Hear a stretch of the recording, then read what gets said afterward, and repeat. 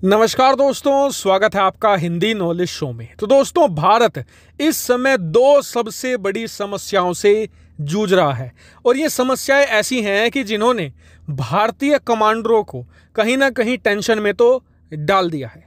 दरअसल आपको पता होगा कि हाल ही में जम्मू कश्मीर में भारतीय वायुसेना के बेस पर हुआ था एक ड्रोन अटैक। इस हमले से कहीं ना कहीं भारत की एक कमजोरी सबके सामने खुलकर आ चुकी है। वो ये कि आप भारत पर बैलिस्टिक मिसाइलों से हमला कर लो, भारत रोक देगा। आप भारत पर क्रूज मिसाइल से हमला कर ले, वो भी भारत रोक देगा। भारत पर आईसीबीएम तक दाग दो, भारत उसे भी रोक लेगा। हमारे पास बेहतरीन एयर डिफेंस सिस्टम मौजूद है।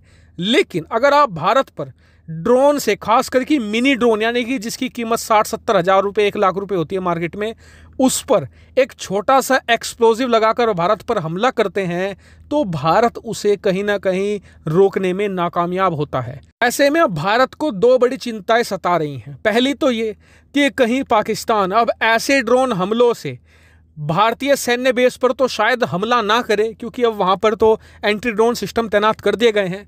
लेकिन जो कश्मीर में भारतीय गांव हैं, पंजाब में भारतीय गांव हैं, भारतीय शहर हैं, उन पर इन मिनी ड्रोन से हमला ना शुरू कर दे।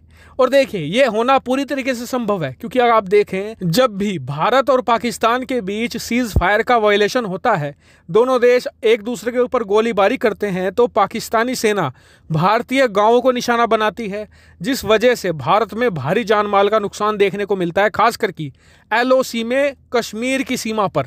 तो ऐसे में ड्रोन हमला करना पाकिस्तान के लिए कोई बड़ी बात नहीं है। ऐसे में भारत को ये गहरी चिंता सता रही है कि पाकिस्तान इन ड्रोन हमलों के जरिए भारत को हैवी डैमेज देने की कोशिश कर सकता है। दूसरी बात ये कि अब चीन को भी पता चल चुका है कि भारत पर अगर आप बड़े और भारी हथियारों से हमला करेंगे तो भारत कहीं ना कहीं ना सिर्फ उन हमलों को रोक लेगा, बल्कि रिटेलिएशन में एक तगड़ा हमला हम पर कर सकता है।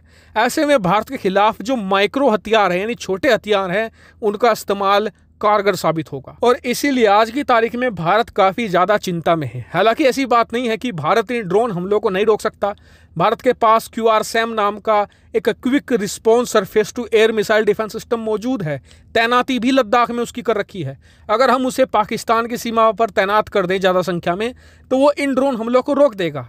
लेकिन ये तैनाती करने में पहली बात तो बहुत ज़्यादा खर्चा आएगा। दूसरा, उस 60-70 हज़ार 1 लाख रुपए के ड्रोन को मार गिराने में हमें अपनी करीबन 1-1.5 करोड़ की मिसाइल छोड़नी पड़ेगी। आप सोचिए कितना ज़्यादा खर्चा भारतीय वायुसेना पर और थल सेना पर आ पड़ेगा अचानक से।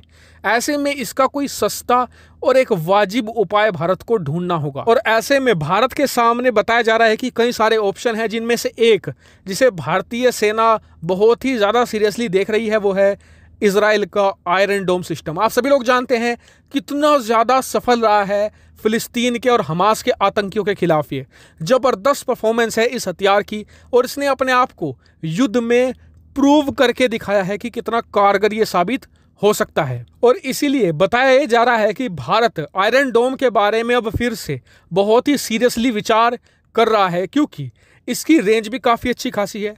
बहुत ही थोड़े से सिस्टम लेकर हम पूरी LAC को सील कर सकते हैं, पूरी जो LOC है उसे भी सीज किया जा सकता है। ऐसे में ड्रोन छोड़ो, किसी ड्रोन से भी अगर छोटा हथियार को इस्तेमाल किया जाता है, उसे भी बड़ी आसानी से ट्रैक करके ये मार गिरा सकता है। जो भारतीय गांव हैं, शहर हैं पाकिस्तान और चीन की सीमा पर, उनकी ये सुरक्षा बहुत ही अच्छी तरीके से कर सकता है। हालांकि मेरा फिर भी विचार यही रहेगा कि इससे भी ड्रोन को मारना काफ़ी ज़्यादा महंगा पड़ेगा, क्योंकि इसकी मिसाइल भी सस्ती नहीं आती है।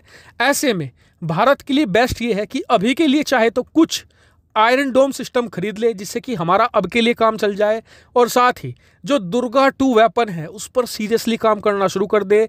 DRDO को तुरंत $100 मिलियन दे दिए जाएं ताकि वो दुर्गा पर तेजी से काम शुरू कर दे। आपको बता दूं, दुर्गा एक लेजर वेपन है, उससे किसी भी मिसाइल को मार गिराया जा सकता है, किसी भी ड्रोन को मार गिराया जा सकता है, और खर्चा मात्र ₹0। जी हाँ, कोई खर्चा नहीं होता, क्योंकि उसमें बिजली का इस्तेमाल होता है।